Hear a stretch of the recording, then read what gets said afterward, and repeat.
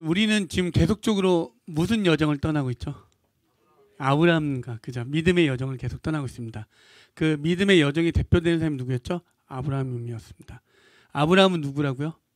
오늘날 교회되는 우리이고 바로 나의 모습과 똑같다라고 이야기했습니다. 그렇죠? 여러분, 우리가 막연하게 우리 믿음의 조상하면 대표하면 누구였죠? 아브라함. 그죠? 사랑하면 누가 떠오릅니까? 사랑. 예수님. 그죠? 어떤 단어가 하면 그게 연상되는 것들이 떠오르죠. 그죠? 우리가 막연하게 믿음의 조상하면 그냥 아브라함이었지만 우리가 계속적으로 그 아브라함의 실체를 한 장 한 장 넘겨서 볼 때마다 어떻죠? 우리와 별반 다를 게 없다라는 어떤 위안도 되기도 하지만, 그렇죠? 어떻게 하나님이 우리를 인도하고 이끌어 가시는지를 또 보게 됩니다. 아브라함은 하나님의 12장에서 갈대와 우루, 그냥 그 이방신들이 가득한 그냥 평범한 그 시간 속에서 하나님이 들어가셔서 넌 본토 아비집을 떠나 내가 널 큰 민족으로 하고 복을 주겠다 하고 하나님 약속하시고 그 땅에 나오게 됩니다. 그리고 약속의 땅으로 들어가게 되죠. 그 가나안 땅에 도착하는데 무엇이 그에게 처음에 마주하게 되죠? 기근을 마주하게 됩니다. 그렇죠? 기근은 무엇을 뜻하죠? 오늘날 만몬, 어떤 돈, 상징적인 거, 가장 강력한 걸 하나님이 그에게 마주하게 합니다. 그리고 그는 그 기근을 맞이할 때 어디로 가죠? 애굽으로 내려갑니다. 그죠? 애굽에 내려가서 어떻게 하죠? 애굽에 내려가면 그들의 있는 풍습과 사이에서 봤을 때 내 아내가 너무 아름다워서 내려가면 내 아내가 뭐요?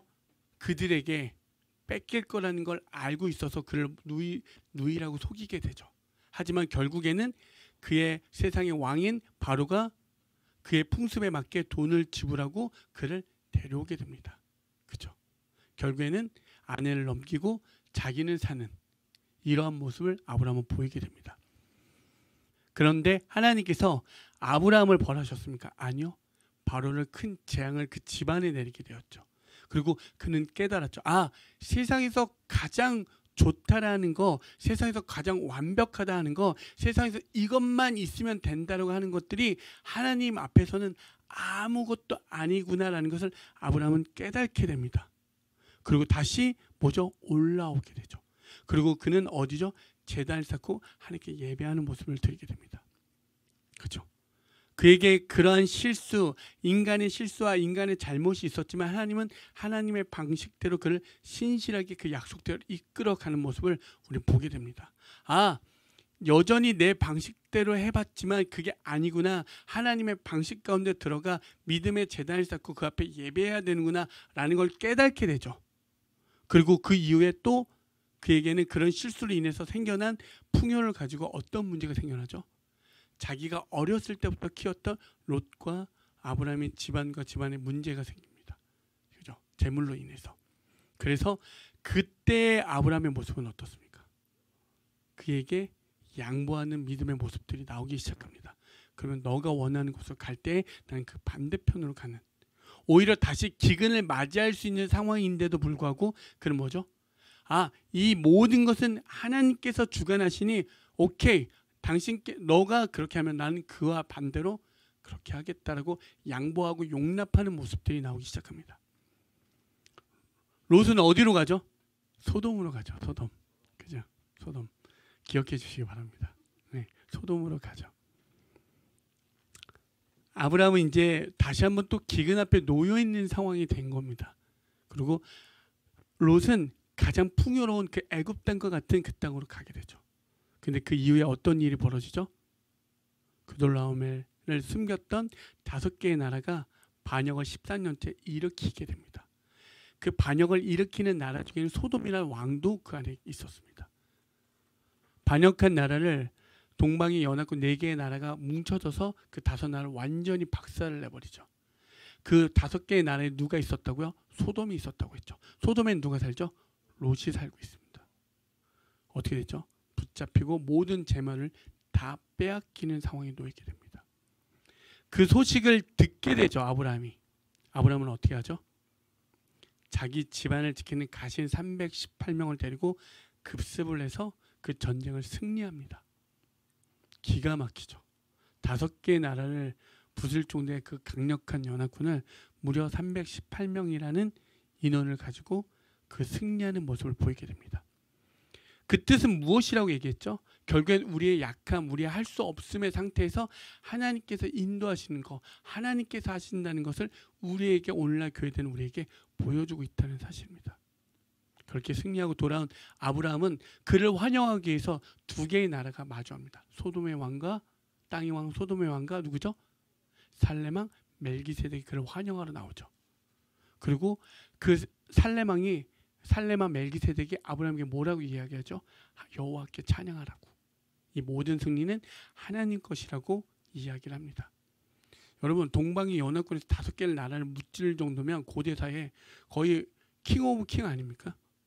그죠?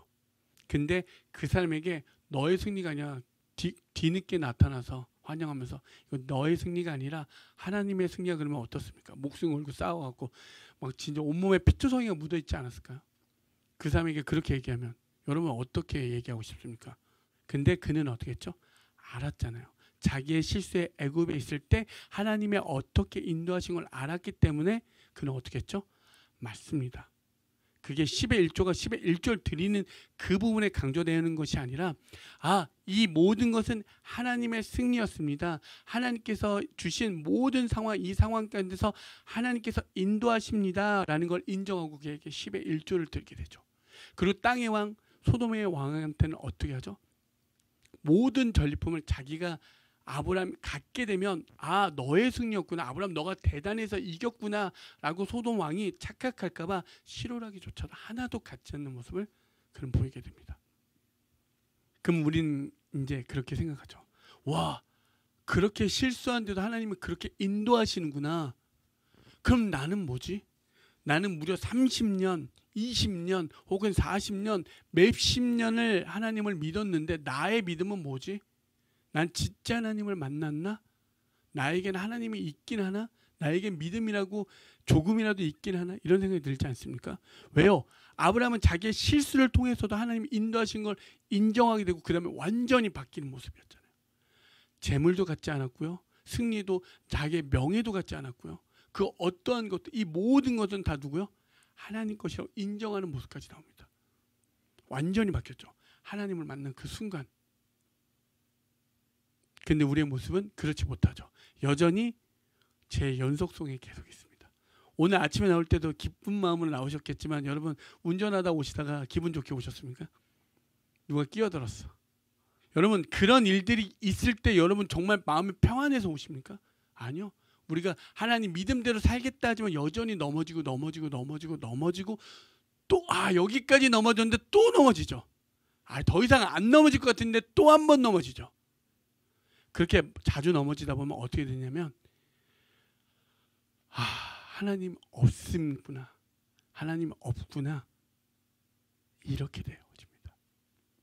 이 땅에 하나님이란 존재는 있지 않구나라고 되어집니다. 왜? 결국엔 사람은 자기의 명분을 찾게 되죠. 근데 그 뒤에 이렇게 끝나면 역시 믿음의 조상은 아브라함이 맞구나 라는 생각이 들 때쯤 하나님은 또 우리에게 말씀해 주시죠. 그 이후의 말씀은 뭐라고 이야기하죠? 아브라함이 두려워하는 장면이 또 나옵니다. 그죠? 전쟁에서 이기고 돌아왔지만 그들이 재정비해서 다시 나를 공격하고 복수하면 나는 죽을 수 있겠구나. 그죠? 그 다음에 뭐죠? 오늘 찬양에도 있지만 주는 너의 큰 상급이라. 전리품, 내가 다 하나도 갖지 않는 그 전리품들이 기억이 나는 거죠. 내가 이 땅에서 내가 요 정도는. 근데 하나님은 그걸 이미 아시고 그에게 찾아와서 뭐라고 하죠? 나는 너의 방패요 큰 상급이라고 이야기하십니다. 그런데 뭐라고 하죠? 아브라함이 목숨 걸고 왔고 그런데 다시 두려워하고 그렇게 이야기해 줬습니다. 그러면 이제 좀 정신을 차릴만 하잖아요. 근데 뭐라고 하죠? 하나님이 내 모든 자손을 대대로 큰 민족을 이루면 하겠다 하셨는데 여전히 10년 동안 자기는 아들 하나 없었습니다. 그러니까 다메섹 사람 엘리에셀을 나의 상속자로 삼겠다라고 이야기하죠. 다시 한번 또 뭐죠? 자기의 열심을 드러내는 장면이 나옵니다. 근데 하나님 뭐라고 이야기합니까? 한마디로 no. 네, no. 아니라고 이야기하죠.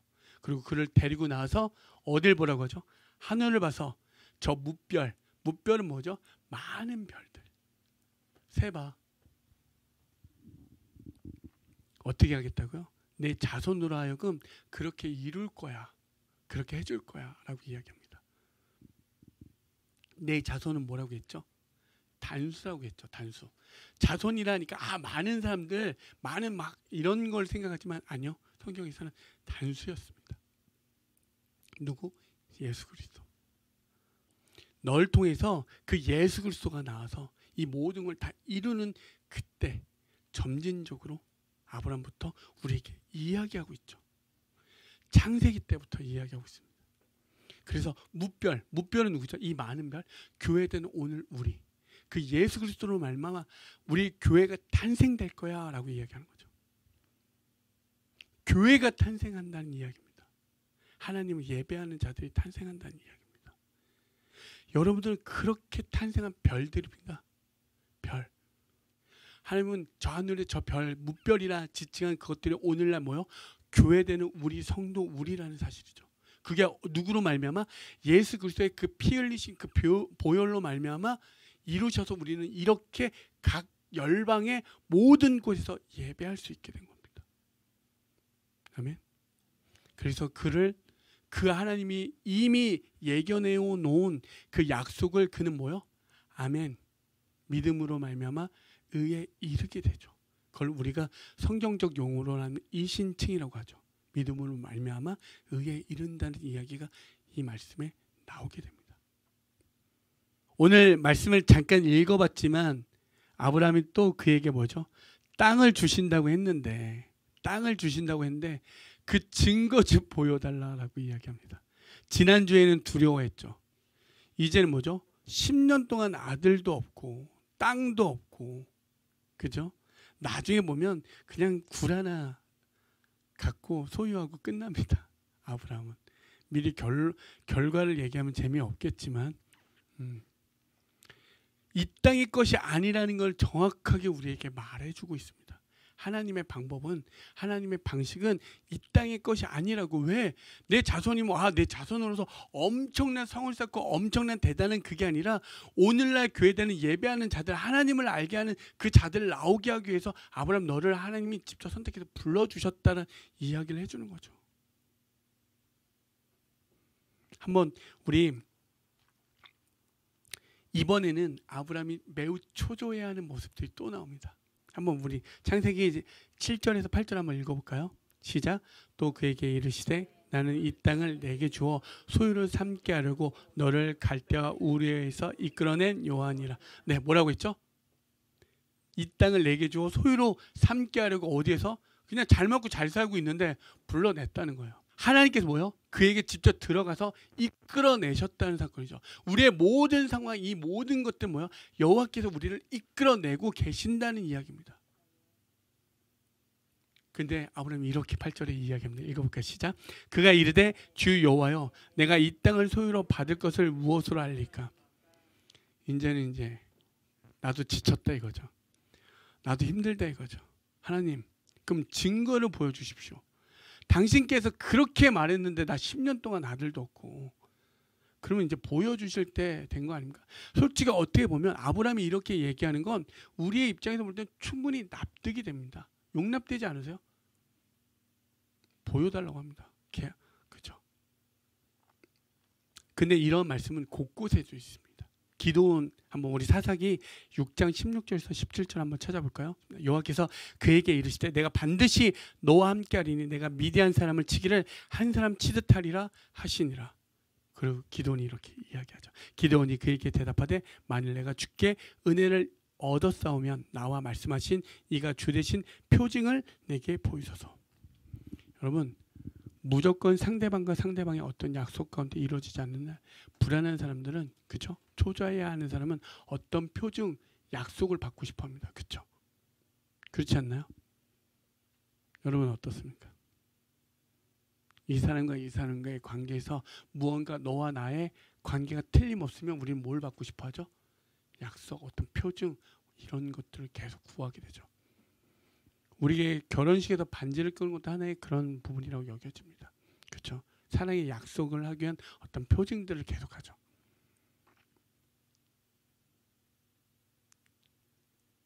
여러분, 그런 하나님께서 아브라함에게 이제 무엇이라고 이야기하냐면 계약을 맺는 장면이 나오기 이전에 여러분 우리가 예전에는 하나님의 성경을 과학으로 막 설명하려고 하는 시도도 많았습니다. 그죠? 그리고 이성 논리로 막 설명하는 것들도 많았습니다. 여러분 그런 세상이 갖고 있는 시각으로 하나님이 다 이해가 될까요? 과학으로 하나님이 만약에 설명이 되어지면 여러분 정말 믿을 수 있습니까? 세상의 온갖 수많은 시선과 우리들이 갖고 있는 모든 발달된 이 문명으로 하나님을 안다라고 이야기하지만 우리 뭐요? 이 안에 있는 이 박스 안은 설명될 수 있을지 모르지만 이 여전히 이 박스 밖에 있는 이 모든 것을 우리는 이해할 수 없다는 사실입니다. 근데 우리는 여전히 우리의 눈으로 이해하고 싶어 하죠. 끝까지. 그러면 세상의 눈으로 세상이 갖고 있는 문명의 눈으로 이해하려면 창세기 1장 1절에 뭐라고 기록되어 있죠? 태초에 하나님이 천지를 창조하셨느니라.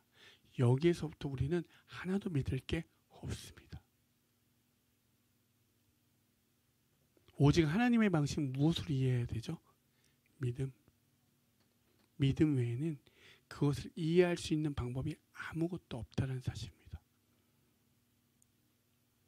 여러분 사랑의 5가지 언어 혹시 알고 계십니까? 사랑의 5가지 언어. 보통 인정의 말, 그 다음에 함께하는 시간, 선물, 봉사, 스킨십 이렇게 되어집니다. 이 외 사랑의 5가지 언어를 이야기하는 어떤 중요한 요점은 뭐였냐면 이 사람은 사랑을 느낄 때 이 5가지 중에 어떤 하나가 그 사람이 사랑을 느낀다는 감정입니다.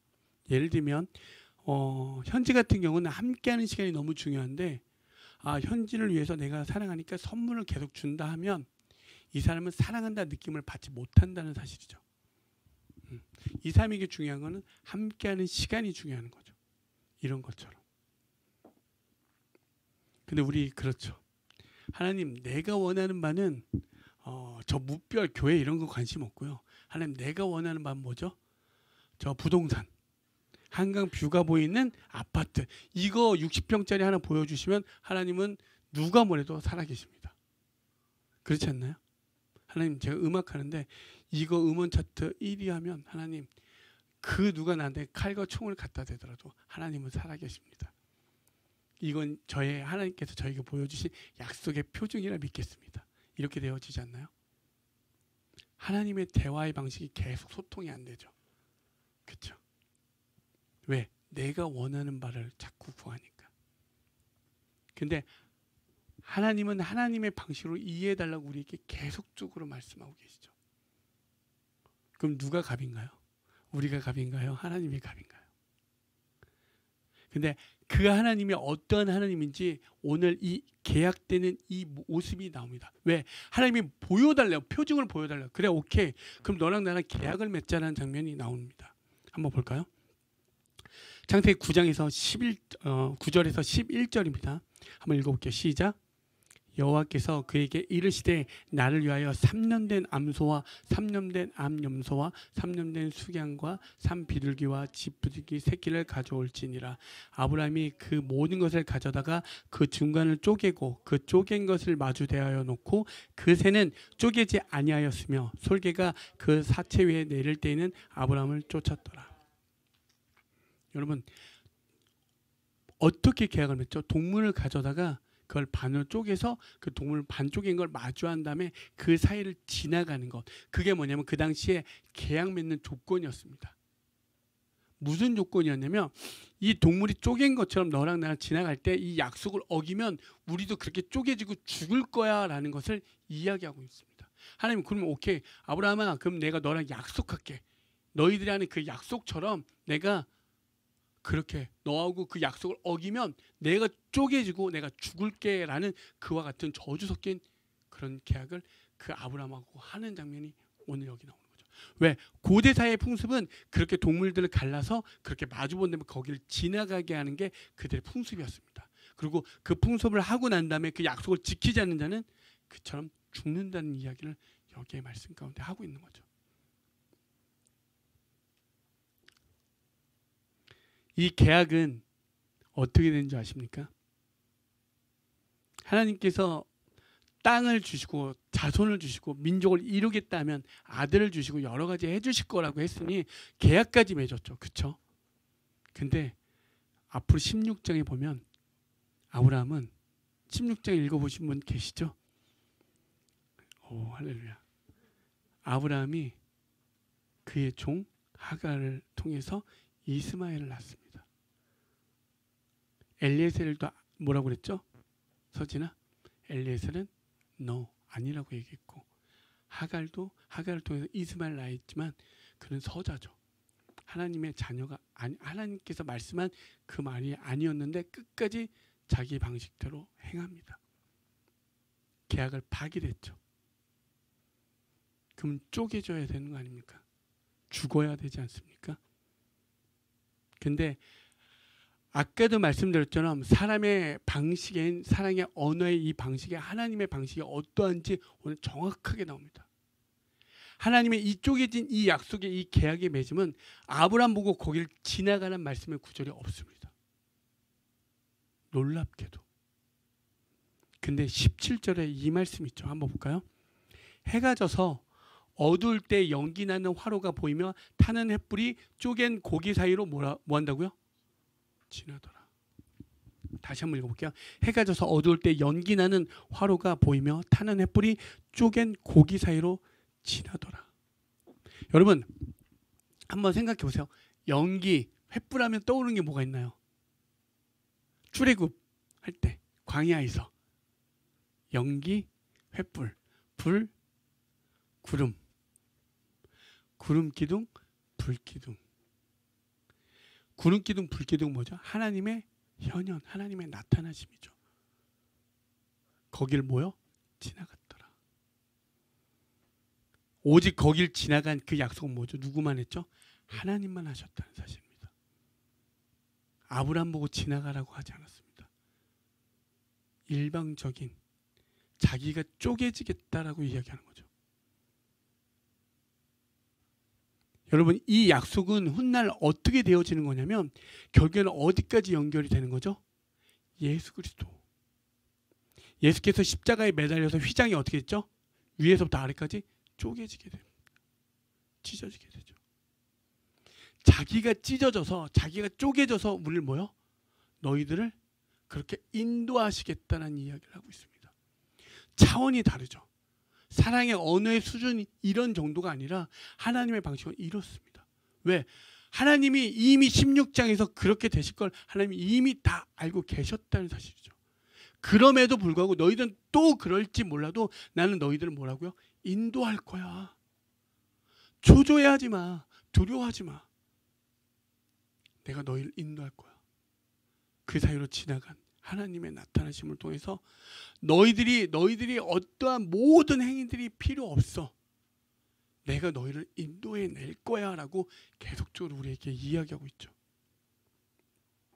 아브라함께 그 12장에 약속했던 그런 이야기들이 오늘날 우리 가운데 계속 성취되고 있는 거죠. 그래서 성경을 이야기할 때 보통은 점진화되고 있다 하고 반복되어진다라고 이야기합니다. 점진된다는 건 뭐냐? 조금씩 계속 나아가져서 그것들을 이루시는 장면들이 창세기 때부터 끝까지 이야기하고 있다는 거고 반복적으로 이야기하고 있죠. 반복적인 건 뭐죠?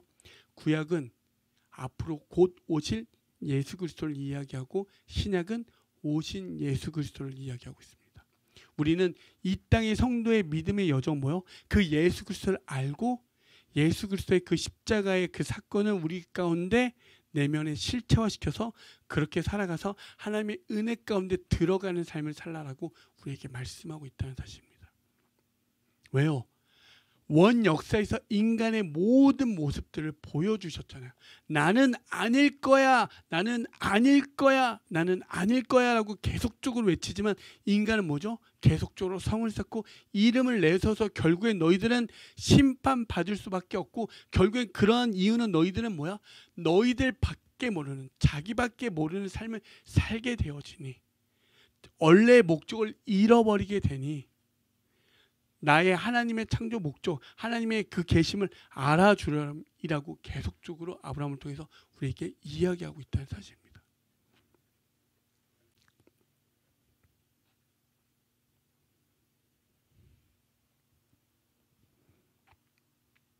여러분, 그래서 두려워하지 마십시오.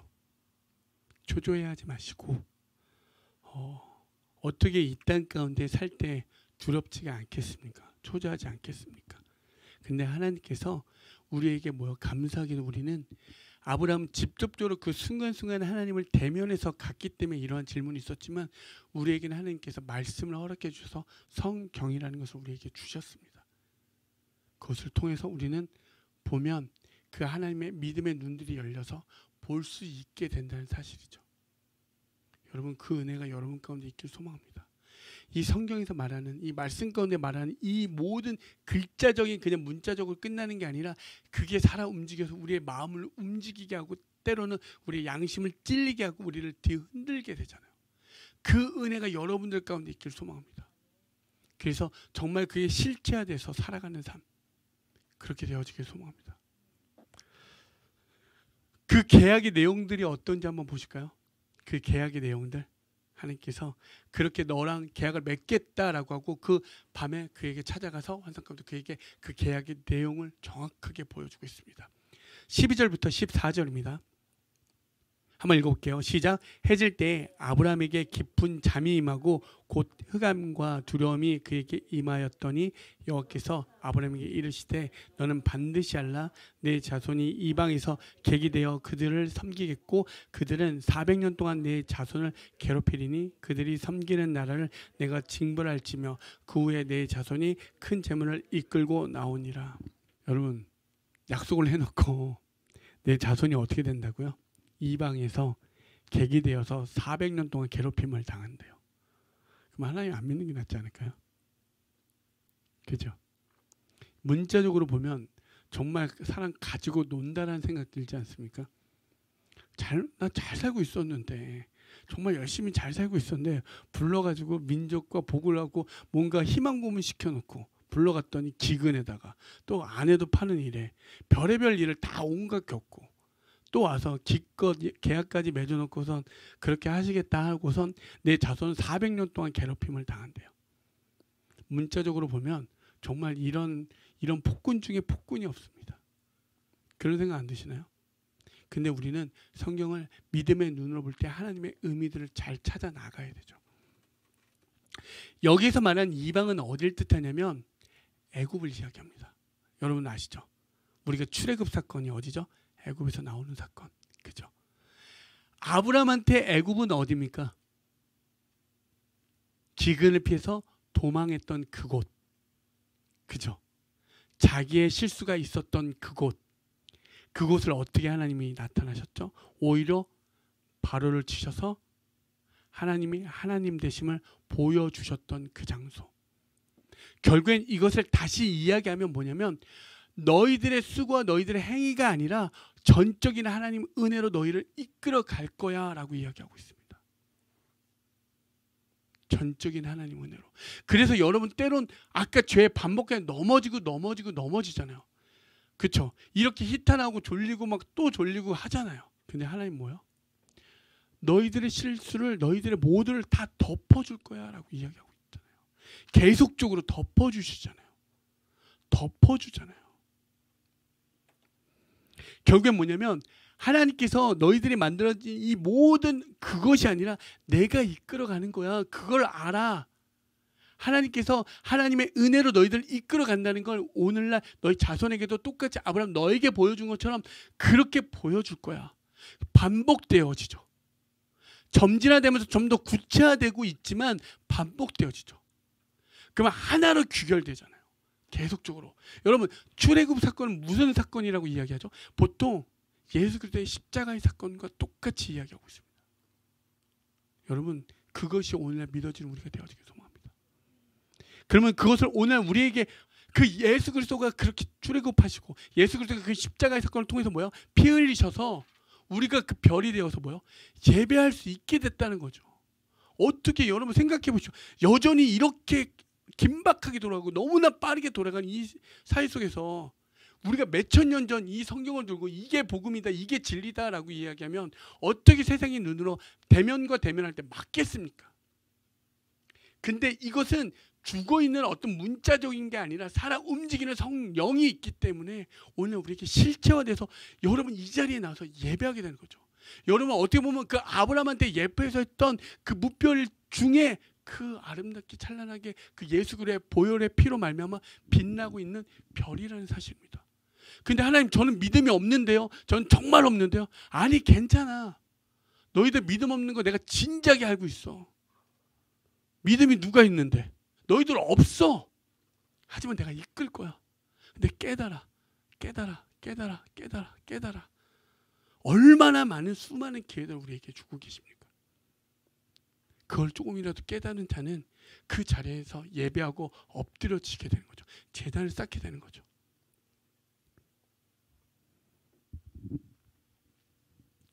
그러면 이런 생각 들잖아요. 하나님 꼭 굳이 애굽으로 보내셔서 그렇게 실수를 하고 그렇게 400년 동안 괴롭힘을 당해서 하나님을 알게 하는 거 말고 아니면 이렇게 교회에서 서로 좋고 맛있는 것도 먹고 즐거운 얘기 나누면서 400년 동안 즐겁게 있다가 하나님께 가면 안 되나요? 그렇게 해서 하나님의 영성을 키우면 안 되나요? 라는 생각이 들지 않습니까? 굳이 왜 꼭 이런 생각이 들지만 여러분 우리의 역사의 거울로 한번 마주해 보십시오. 기독교가 부흥했던 그 시기들, 그죠?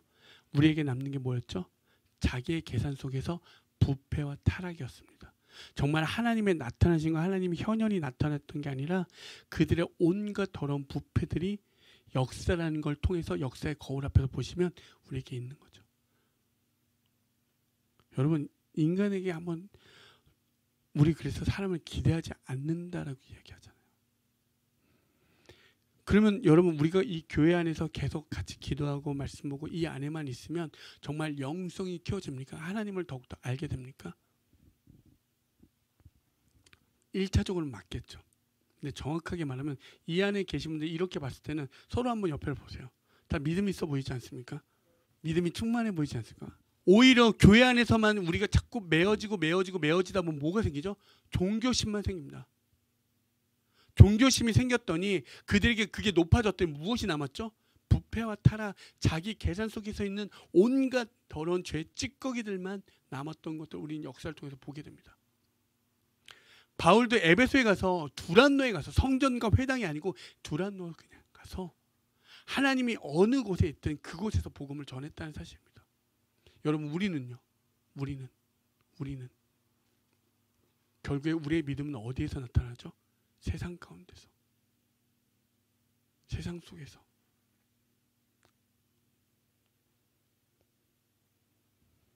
우리가 이렇게 말씀을 들었죠. 그래도 아브라함이 이런 실수했으니 한번 오늘 말씀에 의거해서 내가 한번 작정해 봐야겠다.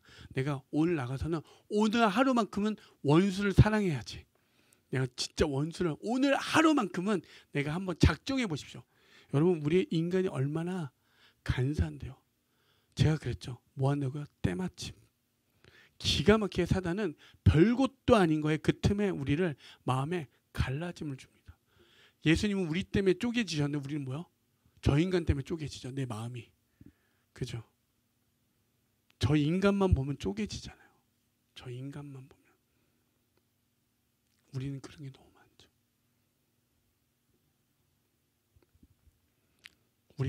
우리의 믿음이 얼마나 없음을 깨닫길 소망합니다. 여러분 믿음은 키워가는 거라고요? 아니요, 그렇지 않습니다. 믿어보니 정말 믿어보니 여러분 정말 우리가 믿음이 있습니까? 잘 그래도 믿어왔는데 안 그런 분도 분명히 계셔 보이기도 합니다. 하지만 우리의 믿음의 여정을 가보면 내가 진짜 믿음이 없구나.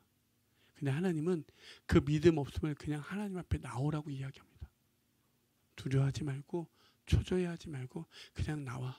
괜찮아. 저 사람은 믿음이 있어서 저렇게 하는데요. 저는 없는데요. 아니, 다 똑같아. 다 죄인이야. 그냥 나오렴. 400년 동안 괴롭힘이 당하는 게 아니라 그 세상 속에서 하나님의 하나님 되심을 우리 보고 나타내며 그 하나님을 기억하라고 이야기하고 있는 거죠. 여러분, 그렇게 사는 우리, 저와 여러분이 되어지길 소망합니다.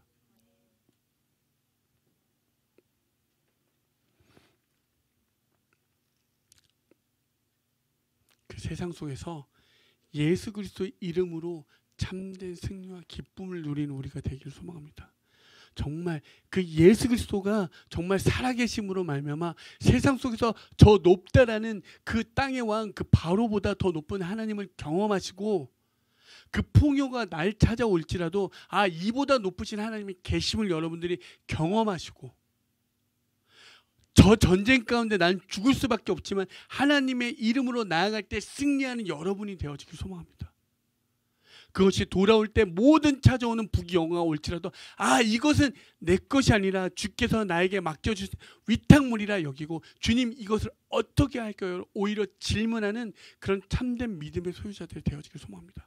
아브라함이 대단해서 하나님이 선택한 게 아니라 아브라함을 통해서 우리에게 계속 얘기하고 있죠. 너희는 어떻게 할래? 너희는 어떻게? 이렇게 되어지길 바랍니다. 아브라함을 닮아가자가 아니라 아브라함을 통한 하나님의 그 말을 통해서, 그러면 오히려 우리는 뭐죠? 오늘날 아브라함을 통해서 알게 됐잖아요.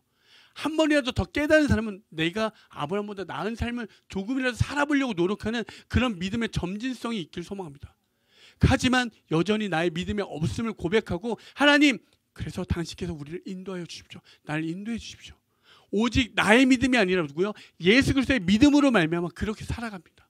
그때 뭐요? 승리가 있고 기쁨과 즐거움, 참 이 모든 것을 능히 넘을 수 있는 기쁨이 있잖아요. 여러분, 진짜로요, 세상에 온갖 산의 진미를 갖다 놔도 진짜 예수를 만나면 이런 것들이 게임이 될 수가 없다는 거 여러분 깨닫는 여러분을 되어지길 소망합니다. 그래서 그 기쁨을 누리길 소망합니다. 아브라함도 왔다 갔다 계속하고 있잖아요. 근데 우리에게 말씀해 주듯이 내 믿음이 없구나. 오직 예수 그리스도의 믿음으로 말미암아 살아가야 되겠구나 라고 깨닫는 저와 여러분. 그래서 두려워하지 마시고 초조해하지 마시고 오직 믿음으로 승리하는, 그래서 이 모든 것을 이겨나가는 저와 여러분이 되어질 줄 간절히 믿습니다.